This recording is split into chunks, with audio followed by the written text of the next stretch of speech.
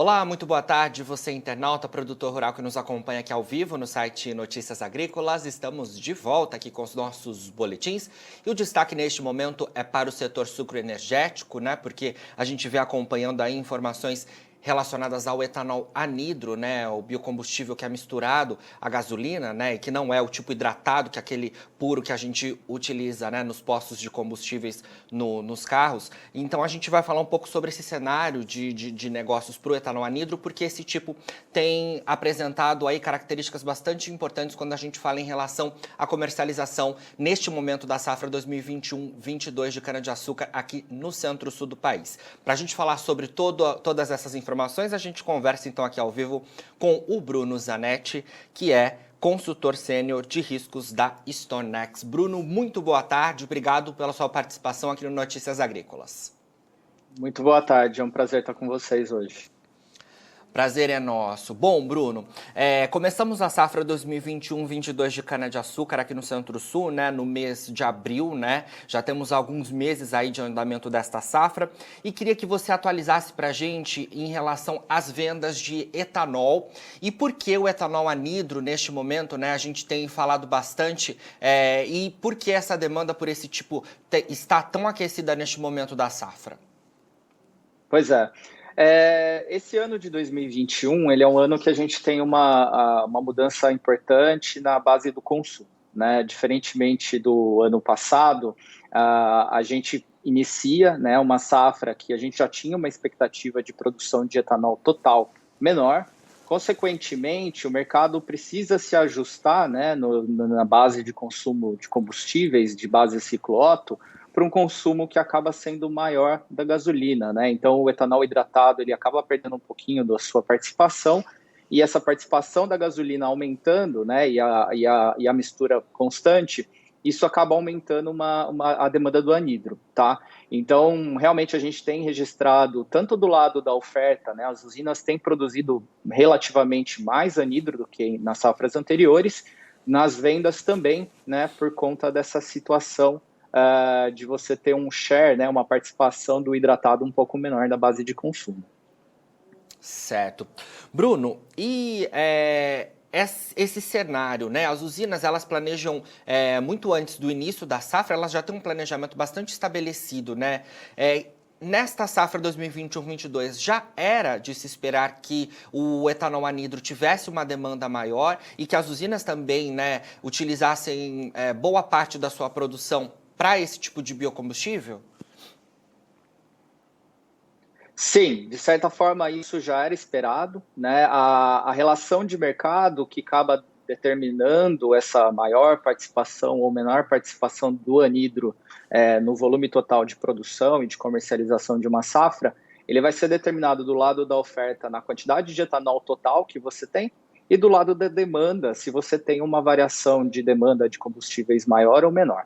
Para esse ano de 2021, qual que era o cenário inicial? Já era um cenário da gente ter uma produção de etanol total que caía bastante em relação ao ano passado. Tanto por conta do mix mais açucareiro, mas também porque a gente já vislumbrava um cenário de quebra de safra, né? As nossas estimativas iniciais davam conta aí de uma quebra de safra de 6%, né?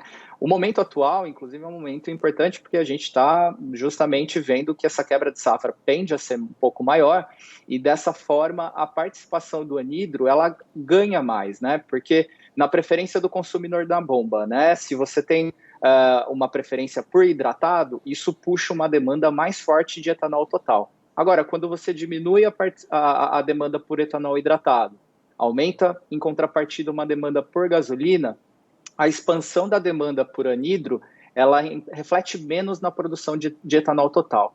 E é dessa forma que o mercado acaba buscando um equilíbrio entre essas duas variáveis de biocombustível, né? Então já era assim esperado uma participação maior do anidro, né? E que a gente vem observando ao longo aí desses primeiros 3, 4 meses de safra. Sim.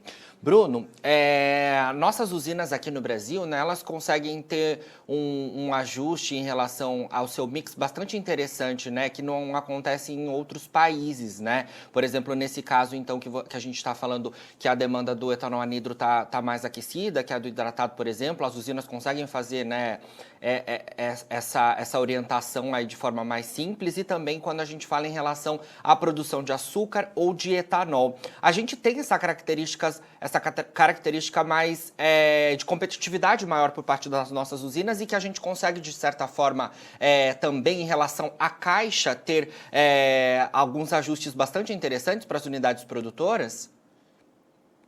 Sim, sim, um mecanismo, acaba sendo um mecanismo de mercado. Então, uma das questões que a gente acaba notando é que o prêmio, né, do anidro comparado com o hidratado, e pontualmente a gente tem visto até o anidro sendo um produto remunerado, que remunera o produtor, as usinas, melhor até do que o açúcar pontualmente. Então é uma situação em que o mercado acaba, essas remunerações relativas, elas acabam determinando o mix de produção, né? E, obviamente, o produtor vai buscar o produto que melhor remunera. Então, parte do que a gente já está vendo, que é uma produção de anidro acumulada na safra, né? Você vê, por exemplo, nos dados acumulados desta safra, o anidro é o único produto final que tem um aumento de produção em relação ao ano passado, no acumulado, né? O açúcar caiu, o etanol hidratado também tem uma queda acumulada, justamente porque eu disse da questão de quebra de safra. Então, é um dinamismo grande, né? As usinas aqui, elas acabam tendo essa cesta maior de produtos que elas podem produzir e comercializar, consequentemente, as relações de preços, as relações de mercado acabam sendo determinantes para essa questão. Perfeito. Uma outra questão, Bruno, é em relação à paridade, né, do etanol com a gasolina, né? Diante desse cenário, então, que a gente vem falando, né, em relação ao etanol anidro bastante favorecido, quando a gente olha a paridade do etanol sobre a gasolina aqui no Brasil, a gente já está há algumas semanas, né, com essa competitividade bastante favorecida para o lado da gasolina, né? Já tem bastante tempo que isso tem acontecido. A gente consegue, diante de todo esse cenário, a gente consegue pontuar um momento que o etanol possa virar esse cenário? Ou ainda a gente, diante desses altos preços da gasolina e diante de todo esse cenário de safra, não é possível a gente fazer esse apontamento aí? Sim, a gente está numa condição bem atípica, né? Porque a gente está com justamente essa paridade do hidratado contra a gasolina em pico de safra, né? A gente está em julho, né? Julho para agosto, então é pico de safra. Sazonalmente, essa relação de preços, ela costuma ser a mais baixa do ano, justamente nessa época do ano, né? Da safra, né? Contudo, ela está alta, né? No estado de São Paulo, ela chegou a superar a marca dos 75 pontos percentuais, né? Do preço relativo do hidratado contra a gasolina. E sem sombra de dúvidas, uma questão do mercado já se equilibrando para o cenário de quebra de safra, que a gente já está vivenciando no Centro-Sul, né? Os indicadores de acompanhamento de safra não nos deixam enganar em relação a isso.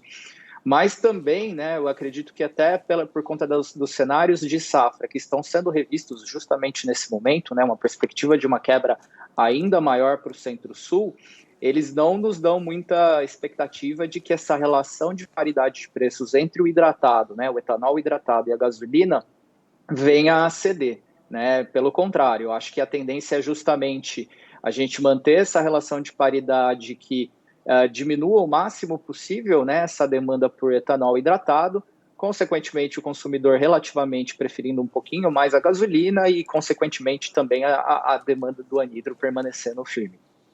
Perfeito. Bruno, uma última pergunta, né? Você até mencionou aí. A gente vem, então, de uma safra 2021-22 com o início, né, da temporada já com informações dos últimos meses que apontavam, né, um cenário de estiagem bastante complicado. Isso, de fato, tem se confirmado, né, nos números. E depois, né, agora nesse mês de julho, né, hoje, último dia útil, de fato, do mês de julho, a gente teve 3 grandes ondas de frio que atingiram áreas do cinturão produtivo, né? Diante de todo esse cenário, vocês aí da StoneX já começam começam, de alguma forma, a repensar os números diante de toda essa safra muito fortemente impactada pela condição climática?